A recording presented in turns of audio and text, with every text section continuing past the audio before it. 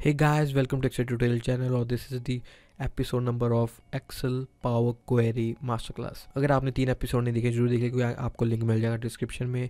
इस वीडियो में हम बात करेंगे fill up and fill down के बारे में। ये क्या होता है, इसकी क्या फंक्शनैलिटी, देखते हैं इस वीडियो को, आपको काफ़ी कुछ सीखने को मिलेगा। चलिए शुरू करते हैं।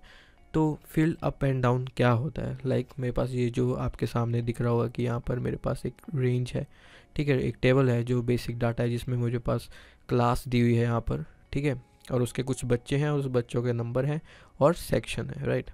ऐसे ही सेक्शन मैंने यहाँ पर ए लिखा हुआ है for the sake of example, और यहाँ पे मेरे पास क्लास 11th है और उसके कुछ बच्चे हैं, उसके सेक्शन दिया हुआ है एंड कुछ मार्क्स यहाँ पर मुझे दिए गए हैं। तो इसमें फिल अप एंड डाउन का क्या मतलब होता है? फिल अप एंड डाउन का मतलब होता है कि अगर आपको ऐसा कुछ है and you have specified this column with this header like 10 आपने एक तरह से स्पेसिफाई कर दिया है, 10th को पूरा फिल करना है, 10th के सारे बच्चे हैं और ये सारा सेक्शन ए है। कुछ भी आपको फिल डाउन करना है या फिल अप करना है वो आप कर सकते हैं। ये तो हम सिंपल तरीके से भी कर सकते हैं लाइक दिस, राइट, ये भी कर सकते हैं, पर हम ये नहीं करेंगे क्योंकि ये चलो फिल डाउन में तो मदद कर देगा, बट फिल अप में हमें काफ़ी मेहनत करनी पड़ेगी। ये तो चलो मेरे पास काफ़ी मिनिमाइज डाटा है, ठीक है, for the sake of demonstration. अगर आपके पास मिलियंस में या 1000 में एंट्रीज होती हैं on a regular basis and you have to enter this repetitive data, अगर आपको रिपीटेटिव डाटा एंटर करना पड़ता है तो आपको बहुत मैनुअली काफ़ी यहाँ पर मेहनत लगती है।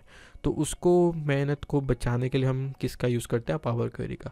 पावर क्वेरी ही अपनी मेहनत को काफ़ी बचाती है क्योंकि इसमें जो लॉन्ग कैलकुलेशंस हैं या कुछ ट्रांसफॉर्म करना होता है वो इजीली हो जाता है without the help of big formulas. चलिए शुरू करते हैं। तो होता क्या है, और इस रेंज को मैं यहाँ पर सेलेक्ट कर लूँगा, ठीक है। सेलेक्ट करने के बाद डाटा में जाऊँगा as usual from table range में, ठीक है। तो टेबल रेंज में मेरे पास यहाँ पे एक हेडर आ जाता है as usual, create table, my table has header. अगर आपके टेबल के हेडर हैं तो ओके दबाइएगा, अगर आपके टेबल के हेडर नहीं है आप अनसेलेक्ट कर सकते हैं। तो ओके दबाऊंगा मैं।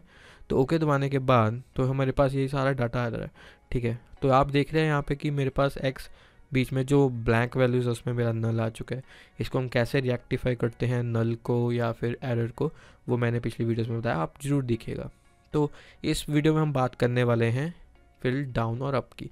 तो फिल डाउन का क्या मतलब हुआ कि जो देखिए ये 10th है और ये सेक्शन ए है। 10th को मुझे यहाँ पे फिल करना है कि ये सारा 10th यहाँ पे आ जाए और 11th का जितना भी है यहाँ तक +2 तक यहाँ पर आ जाए और वैसे ही यहाँ पर पूरा फिल हो जाए। तो इसको करने के लिए क्या करेंगे, मैजिक हैपन्स हियर।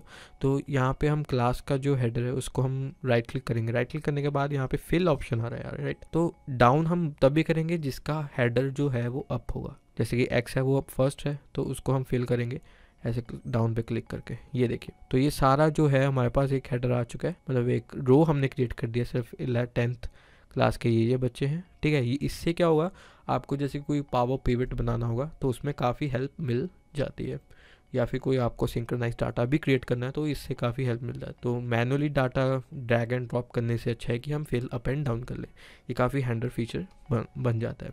तो वैसे ही हम सेक्शन से यहाँ पे हैं, तो सेक्शन में क्या करेंगे हम, तो सेक्शन में राइट क्लिक करके यहाँ पे फिल अप, हम यहाँ पे अप क्यों करेंगे, अगर हम डाउन करेंगे क्या होगा तो मैं आपको करके दिखा देता हूँ। अगर मैं इसमें डाउन करूँगा जो ए होगा वो नीचे तक आ जाएगा जो बी तक था, बाकी क्योंकि +1 के जो हमारे पास सेक्शन है वो बी के हैं, राइट। हमें चाहिए ए से ऊपर जितने भी फीलिंग हो वो ए से ऊपर हो। तो हम क्या करेंगे, इस फिल डाउन को जो हमने अप्लाइड स्टेप से उसे डिलीट कर देंगे, ठीक है। तो ये बैक टू वो ही आ जाएगा। तो हम फिर से अब वही करेंगे, फिल, पहले इसको डाउन कर देते हैं और इसको सिलेक्ट करने के राइट क्लिक करके फिल अप पे क्लिक कर देंगे। तो देखिए, तो वही ए सेक्शन आ गया हमारे पास 10th का। तो ये है, काफ़ी यूनिक फीचर्स होते हैं, ये काफ़ी हैंडी फीचर्स बन जाता है। अगर आप पावर क्वेरी में आगे बढ़ते जाएंगे तो आपको काफ़ी ये हैंडी फीचर होगा और हम आगे इसको अप्लाई भी करते रहेंगे ताकि आप भूलें ना। होप आपको कुछ समझ आया। अगर आपको कुछ भी समझ आया तो प्लीज़ लाइक कीजिएगा, कमेंट जरूर कर दीजिएगा टू थैंक अस कि आपको कुछ ना कुछ समझ आया है। अगर आपके क्वेश्चन है दिमाग में जरूर कमेंट में लिखे, क्योंकि हम उसको रेक्टिफाई करने की कोशिश